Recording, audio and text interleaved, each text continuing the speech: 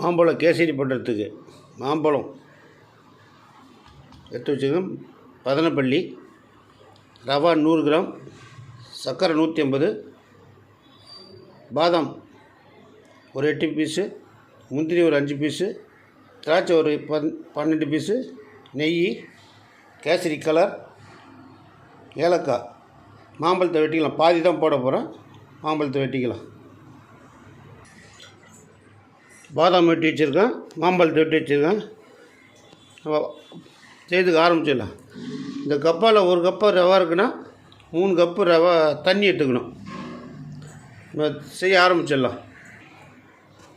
எண்ணெய் 2 table spoon எண்ணெய் ஊற்றிருக்கிறேன். ஊற்றினதுக்கப்புறம் திராட்சை போட்டுருவோம். காய்ச்சதுக்கப்புறம்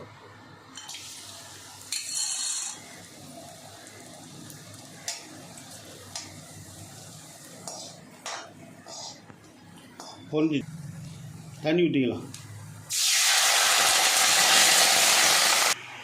ஒரு பிஞ்சு சால்ட் போட்டுக்கலாம்.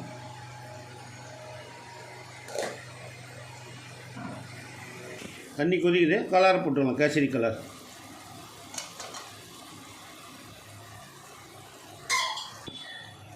இந்த ரவா வறுத்து வச்ச ரவா, அதனால் நான் வறுத்து காமிக்கல. இப்போ போட்டுக்கலாம் ரவா.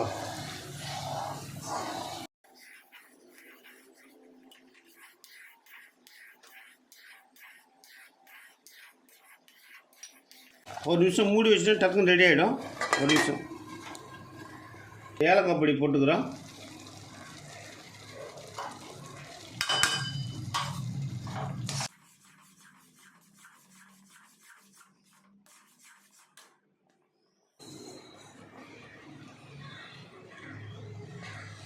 பாதாம் போட்டுக்கிறோம்.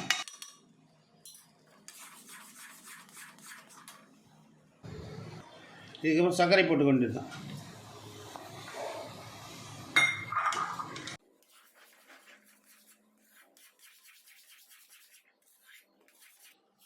பாருங்கள், ரெடி ஆகிடுச்சு. இப்போ நம்ம மாம்பழத்தை போட்டுக்கலாம்.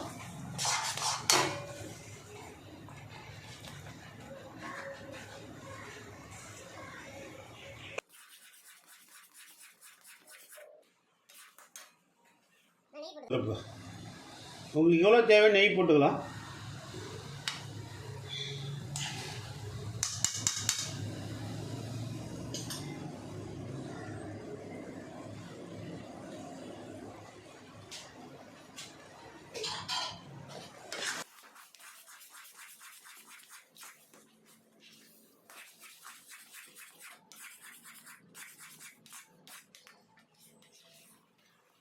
நீங்கள் எடுத்து வச்சுட்டு முந்திரி பொரி கார்னிஷ் வச்சுக்கலாம்.